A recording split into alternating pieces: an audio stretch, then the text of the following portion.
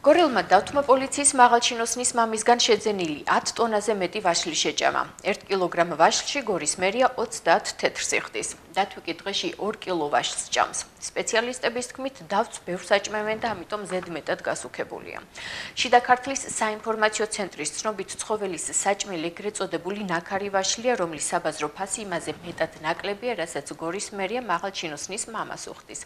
რა განმარტებები კეთდება საკითხთან დაკავშირებით და რა ბედიელის დათვს ნახეთ ნიკოლოზ გაბლიშვილის, მედია იულურიძისა და მამუკა მერებაშვილის სიუჟეტი. კილო რა გამოდის? ეს არის 30 კაპიკი. ეგრეა 30 თეთრი. გორის აგრარულ ბაზარში 1 კილო ვაშლის ფასი 30 თეთრიდან იწყება და მისი ღირებულება ხარისხის მიხედვით 1 ლარამდე მერყეობს. მოვაჭრეები ამბობენ, რომ დაბალი ფასის მიუხედავად ვაშლის რეალიზაცია უჭირდა მყიდველს დილიდან დაღამებამდე უშედეგოდ ელოდებიან. ვაშლი საერთოდ არ იყიდებ, მას ერთი თვის ვაშლები მაქვს, ერთი თვის აღებული ვაშლები მეტრია და არ იყიდებ. რომელი ხარისხები გაქვთ ხა საშუალო, მაგალითად საშუალო ფასი რა არის? აი მაგალითად ეს ხო უმაღლეს ხარისხისა არის. ლარი მეტად არ იყიდება.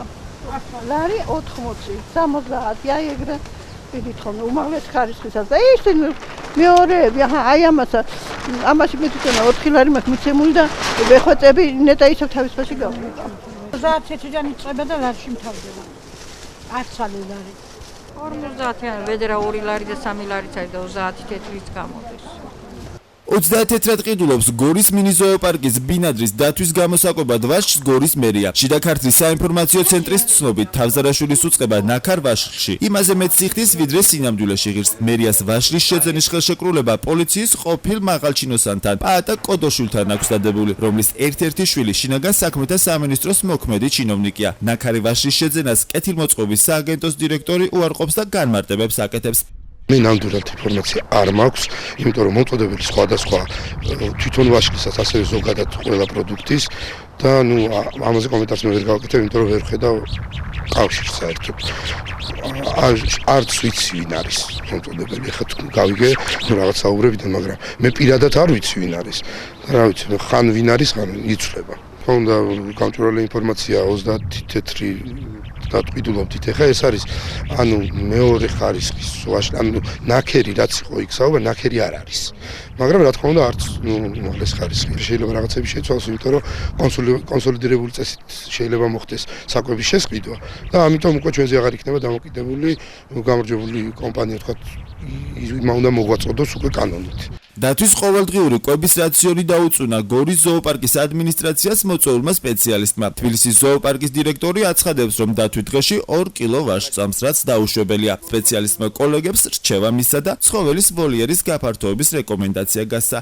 შესაძლებელია უფრო შემცირებული იყოს რაციონი კიდევაც, რადგანაც თქვა ესეთი ზედმეტი გასუქებული ცხოველი ისე როგორც ზედმეტი გამხდარიც მაინც და მაინც სასარგებლო არ არის ხოლმე ცხოველისათვის.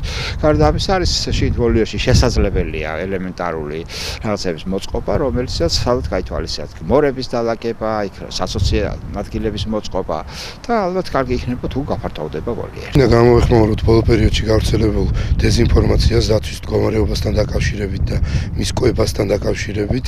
ეს ყველაფერი არის რა თქმა უნდა სიცრუე.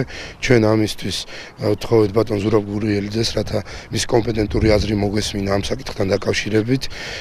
იგი ჩამოვიდა, დიდი მადლობა მას ამისთვის და ათვალიერა. დაცვის მდგომარეობა არის ძალიან კარგი.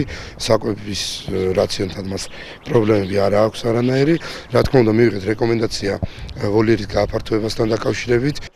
კეთილმოწყობის სააგენტოში ისიც თქვეს, რომ ვაშლის შესაძენად მომავალში ტენდერს გამოაცხადებენ და ხილს იმ პირისაგან შეიძენენ, რომელიც სატენდერო პირობებს დააკმაყოფილებს. ამ დროის მონაცემებით კი გორელმა დათვმა პოლიციის მაღალჩინოსნის მამისგან შეძენილი 10 ტონაზე მეტი ვაშლი შეჭამა.